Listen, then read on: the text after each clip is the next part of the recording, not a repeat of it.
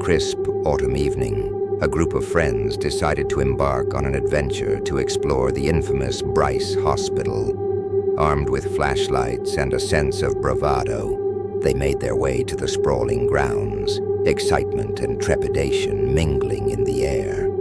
As they approached the imposing structure, the sheer size of the building loomed over them, its crumbling facade and broken windows creating an unsettling silhouette against the twilight sky. The friends exchanged nervous glances, their initial enthusiasm tempered by the weight of the hospital's dark history. "Are we really doing this?" one friend whispered, half-jokingly, as they stepped through the rusted gates. Once inside, the atmosphere shifted dramatically. The air felt thick and heavy, as if the walls themselves were saturated with the memories of those who had once roamed the halls. The group moved cautiously, their flashlights flickering against the peeling paint and debris scattered across the floor. Strange noises echoed in the distance, distant thuds, whispers, and the occasional creak of the building settling, each sound sending shivers down their spines. "Did you hear that?" another friend gasped, eyes wide with fear. They huddled closer together, the bond of friendship providing a small measure of comfort amidst the growing unease. As they ventured deeper into the hospital, the eerie atmosphere intensified.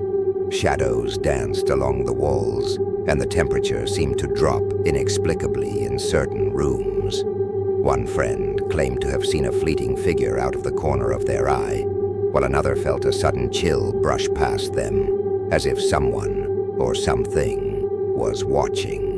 The group exchanged nervous laughter, trying to mask their fear, but the tension was palpable. Each room they entered told a story of despair, with remnants of the past lingering in the air. The exploration of Bryce Hospital became a haunting journey, filled with strange occurrences and an overwhelming sense of being in the presence of something otherworldly. As they made their way back to the exit, the friends couldn't shake the feeling that they were not alone, leaving them with a mix of exhilaration and dread that would linger long after they left the haunted grounds behind. As the group of friends ventured deeper into the decaying halls of Bryce Hospital, an unsettling tension hung in the air, thickening with each step they took. The atmosphere, already charged with the weight of the hospital's dark history, shifted dramatically when they stumbled upon a figure standing motionless in the shadows. The man was disheveled, his clothes tattered and stained, and his eyes glinted with an unsettling intensity that sent chills down their spines. He seemed out of place, an anomaly in the already eerie surroundings, and his presence ignited a primal fear within the group. "Who are you?" one of the friends called out, their voice trembling as they instinctively huddled closer together. The man didn't respond immediately. Instead, he tilted his head slightly, a slow, deliberate movement that felt almost predatory. A sense of dread washed over the group as they exchanged terrified glances, the reality of their situation sinking in.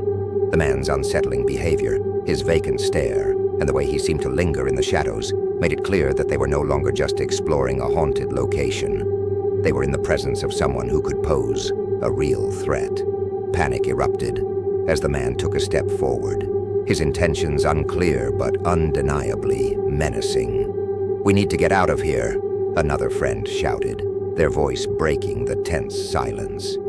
The group turned on their heels, adrenaline surging through their veins as they sprinted down the darkened corridor. The sound of their footsteps echoed loudly, a cacophony of chaos that only heightened their fear. Heart pounding, they raced past peeling walls and broken furniture, the oppressive darkness closing in around them. As they navigated the maze-like structure, the adrenaline coursing through their bodies fueled their desperate escape. The once exciting exploration had transformed into a frantic flight for safety. They could hear the man's footsteps behind them, a haunting reminder that they were not alone. "This way," one friend yelled, veering into a side hallway, hoping to lose him in the labyrinth of the hospital.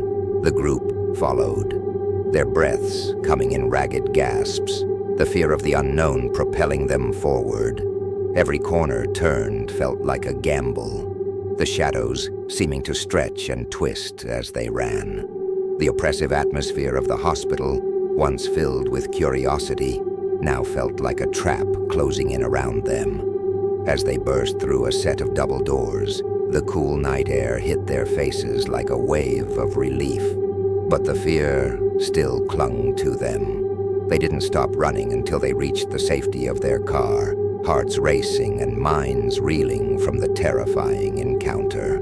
The adrenaline slowly faded, replaced by a haunting realization. They had ventured into a place where the past and present collided, and they had narrowly escaped the grip of something far more sinister than they had ever anticipated.